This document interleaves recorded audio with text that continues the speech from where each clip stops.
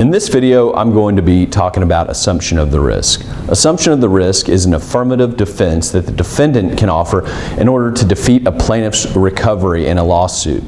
The defendant can claim that the plaintiff assumed the risk when the plaintiff consents to a known risk.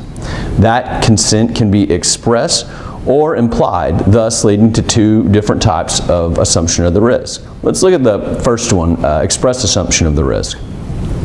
Express assumption occurs when the plaintiff agrees in advance that the defendant will not be liable for consequences of negligent conduct.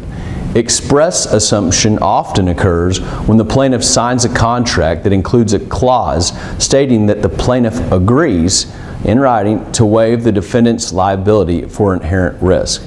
When the plaintiff signs a contract but then brings a lawsuit for harm caused, the court will determine whether the scope of the release covers the claim being asserted by the injured plaintiff.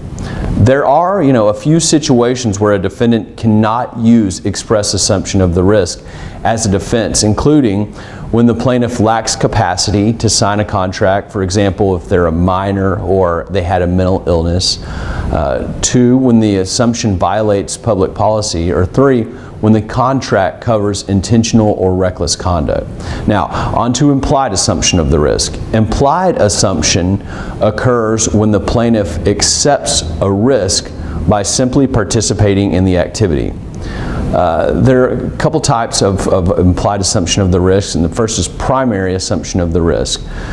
Primary assumption of the risk occurs when the plaintiff confronts an inherent or known risk for an activity. For example, let's say a NASCAR driver gets into an accident while participating in a race. He will have a hard time recovering because he assumed the risk of an accident.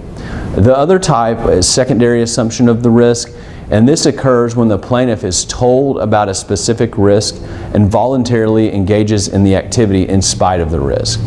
If you have any more questions about assumption of the risk or any of our other legal terms, you can call us at the office or check out more of our blogs and videos. Thanks.